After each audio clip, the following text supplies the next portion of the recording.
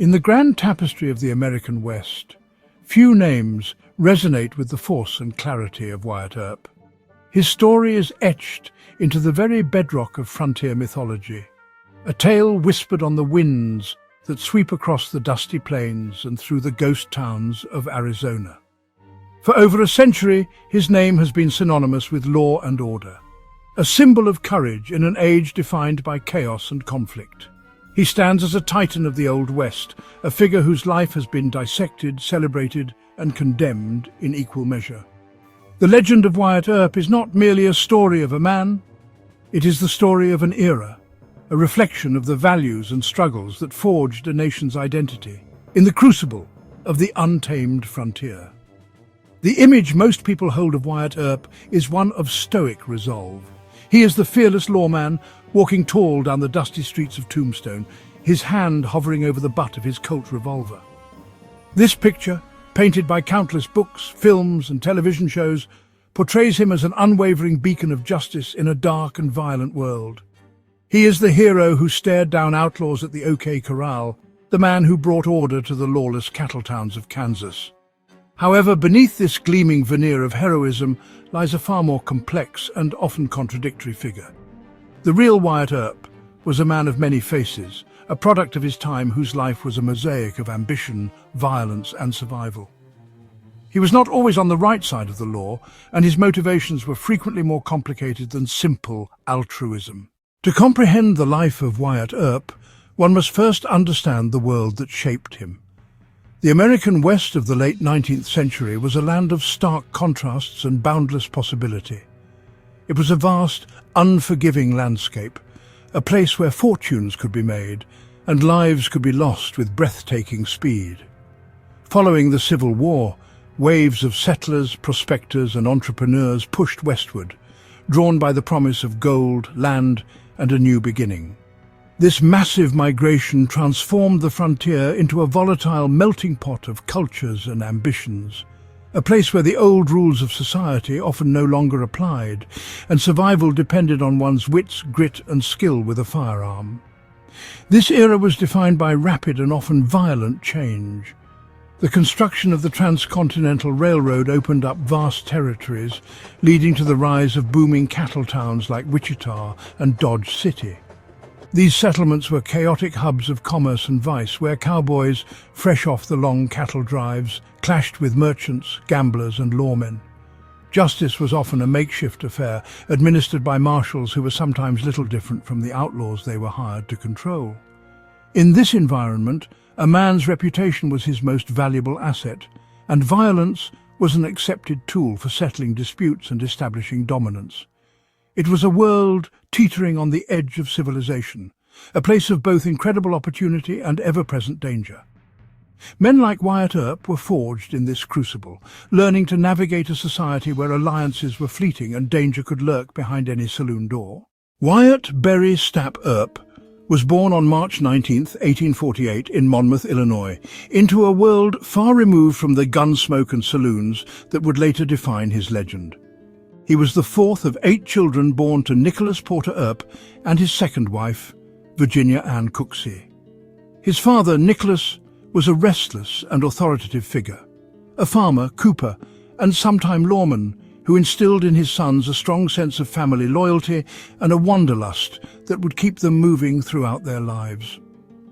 The Earp family was constantly on the move, relocating from Illinois to Iowa and then to California and back again, searching for stability and prosperity that always seemed just beyond their grasp. This nomadic upbringing undoubtedly shaped Wyatt's character, fostering a deep-seated restlessness. The Earps were a close-knit clan, a tribe that relied on one another for support and protection in a world that was often harsh and unforgiving. Wyatt grew up alongside his brothers James, Virgil, Morgan and Warren, and their bond was a defining feature of their lives. This fierce family loyalty would play a crucial role in the events that later transpired in Tombstone, where the Earp brothers stood together against their rivals. Wyatt's early years were spent engaged in the hard labour of farm life, and he received only a basic education. His father's frequent ventures into law enforcement, serving as a constable or justice of the peace, provided Wyatt with his first exposure to the world of law and order, planting seeds that would blossom much later. As a young man, Wyatt Earp did not immediately set out to become a hero. His early career was a patchwork of varied and sometimes questionable occupations. He worked as a teamster, a buffalo hunter, and a railroad worker, drifting from one job to the next. It was during this period that he had his first significant brushes with the law, and not as an officer. In 1871, he was arrested in Indian Territory for horse theft, a serious crime for which he was indicted but managed to avoid trial by skipping bail. The transition of Wyatt Earp from a drifter with a checkered past to a respected lawman was not an overnight transformation. It was a gradual process, driven as much by opportunity and necessity as by any innate sense of justice. His first forays into law enforcement were modest. He served as a policeman in Wichita, Kansas in 1875, a rowdy cattle town teeming with boisterous cowboys. It was here that he began to build his reputation as a capable and tough peace officer. However, his tenure was not without controversy. He was known for his physical approach to law enforcement and was eventually fined for a physical altercation and dismissed from the force after being accused of using his position to benefit his brother's political campaign. This early experience in Wichita demonstrates the ambiguous nature of frontier law. A lawman's job was less about impartially enforcing a written code and more about maintaining a semblance of order through intimidation and force. After leaving Wichita, he moved on to another iconic cattle town, Dodge City, Kansas. He served there as an assistant city marshal off and on between 1876 and 1879. Dodge City was known as the Queen of the Cow Towns and was a notoriously violent and difficult place to police. It was here that Earp truly cemented his reputation as a formidable lawman. In Dodge City, Wyatt worked alongside other legendary figures of the West, such as Bat Masterson and Charlie Bassett.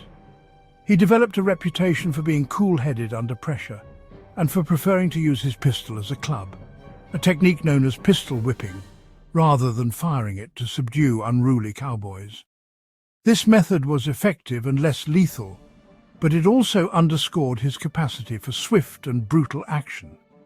Yet even during his time as a celebrated officer, Earp's life was intertwined with the less reputable elements of frontier society. He supplemented his meager lawman's salary by working as a faro dealer in the town's many saloons. Moving comfortably in the world of gamblers and gunslingers, he was tasked with policing. This duality is central to the Wyatt Earp enigma. He was simultaneously an enforcer of the law and a participant in the gambling culture that often fueled the town's disorder. His friendships with men like the notorious gambler and gunman Doc Holliday further complicated his public image. Was he a pragmatic peacekeeper, using his connections to maintain order, or was he an opportunist who straddled the fence, benefiting from both sides of the law? The answer, as we shall see, is not so simple. The legend of Wyatt Earp as we know it today did not spring fully formed from the dust of the OK Corral. It was carefully constructed piece by piece over many decades, shaped by dime novels, sensational newspaper articles, and, most significantly, by Earp himself in his later years. During his lifetime, Earp was a relatively well-known figure in the West, but he was far from the national icon he would become. In the immediate aftermath of the famous Tombstone gunfight, public opinion was sharply divided. Many saw him and his brothers not as heroes, but as murderers who had used their badges to settle a personal feud. The first wave of myth-making began with the highly partisan journalism of the era.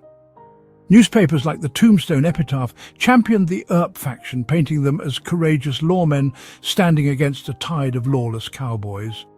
Conversely, rival papers portrayed them as villains. However, the most influential force in shaping the heroic Earp legend came much later, with the 1931 publication of the book Wyatt Earp, Frontier Marshal. This biography, written by Stuart N. Lake, was presented as the authoritative account of Earp's life, based on interviews with the man himself in his old age. Lake's book was a phenomenal success, but it was far from an accurate historical document. It was a romanticized and heavily embellished version of Earp's story, one that sanitized his past, exaggerated his accomplishments, and cast him in the mold of a classical hero. Earp, eager to secure his legacy, collaborated with Lake to create this heroic persona, omitting his early arrest for horse theft, downplaying his gambling interests, and framing the OK Corral gunfight as a clear-cut battle between good and evil.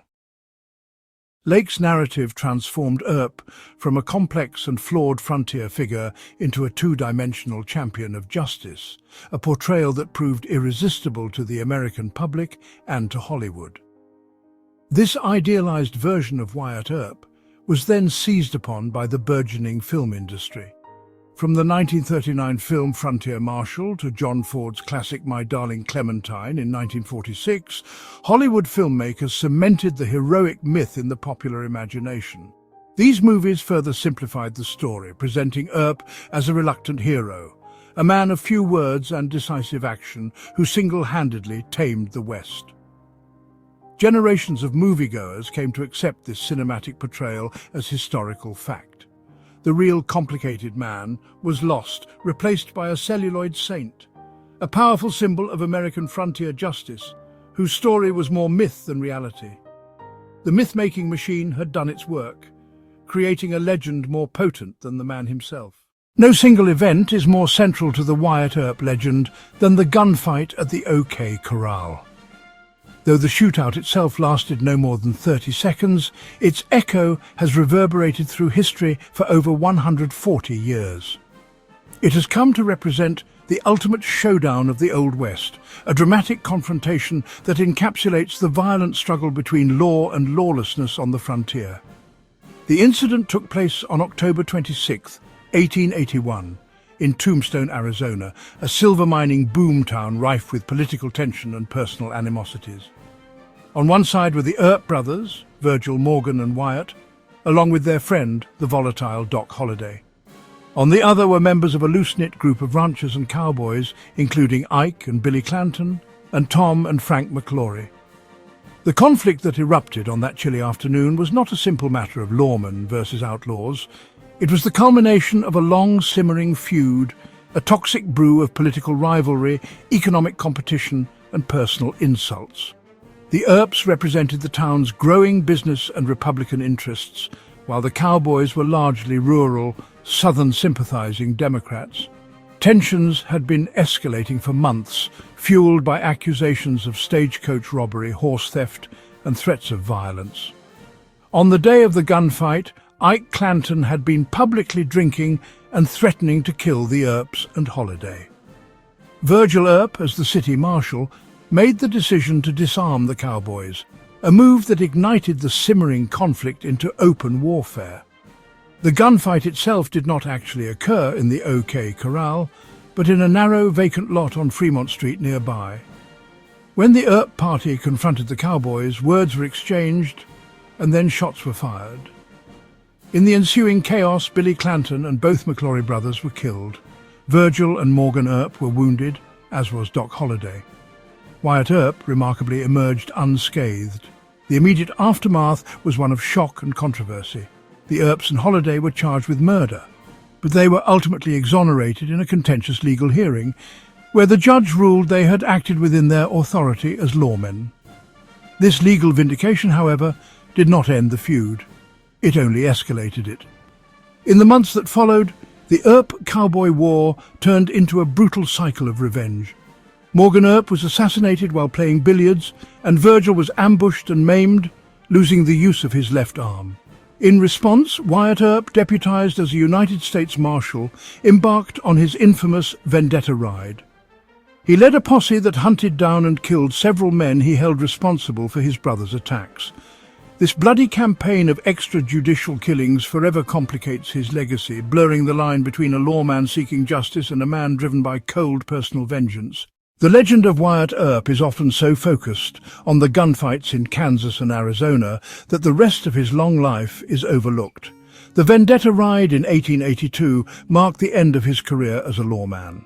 But he lived for nearly another half-century, a period filled with just as much restlessness and ambition as his earlier years.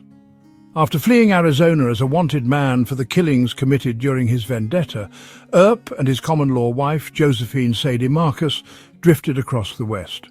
They moved from Colorado to Idaho to California, chasing mining booms and seeking their fortune. Earp was a man forever in search of the next big score, a prospector and gambler at heart. His later years saw him involved in a wide variety of ventures. He ran saloons in Alaska during the Klondike Gold Rush, owned mining claims in the Mojave Desert, and refereed the controversial 1896 heavyweight championship boxing match between Bob Fitzsimmons and Tom Sharkey. Earp's ruling in that fight, which he awarded to Sharkey on a foul, led to widespread accusations that the match was fixed and that Earp had been bribed. The scandal tarnished his reputation and followed him for years, reinforcing the image held by his detractors that he was an opportunist who operated in the grey areas of society. His life remained a whirlwind of activity, but the fame and fortune he sought always seemed to elude him. As he grew older, living in Los Angeles, Wyatt became increasingly concerned with his legacy. He saw the Old West he had known fading into memory, being replaced by the romanticized versions he saw in the silent films being made just a few miles from his home. He became a familiar figure in early Hollywood, serving as an unpaid consultant on westerns and befriending famous cowboy actors like William S. Hart and Tom Mix. He was eager to have his story told, but he wanted it told on his terms. He sought to control the narrative, to ensure that he would be remembered as the hero he believed himself to be, rather than the controversial figure his critics painted him as.